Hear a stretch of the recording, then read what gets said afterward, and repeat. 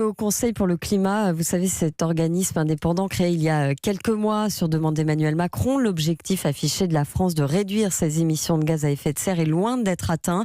Deux secteurs posent particulièrement problème, le bâtiment et les transports. Laure d'Autriche. Si la pollution a baissé l'an dernier, en 2018, ce n'est pas vraiment lié aux actions du gouvernement, lance un membre du Haut Conseil pour le climat. Mais c'est lié à la météo, un hiver doux avec une plus faible utilisation du chauffage. Les mesures aujourd'hui en place ne suffisent pas, est-il écrit. Dans la rénovation énergétique des bâtiments, le problème, c'est qu'après les travaux, on ne vérifie pas si le logement est moins gourmand en énergie, explique Céline Guivarch, membre du Haut Conseil pour le climat. Changer les fenêtres, ça suffit pas, c'est une rénovation globale qu'il s'agit de mettre en œuvre et aussi d'évaluer quel est l'effet. On n'a pas de mécanisme systématique pour, une fois que les travaux sont faits, évaluer les gains qu'on a fait. Et côté transport, la situation ne s'est pas améliorée en France depuis 10 ans, ajoute Corinne Lequéré, la présidente de ce groupe d'experts. La demande augmente en transport, l'électrification est en retard et on continue à préférer la voiture individuelle.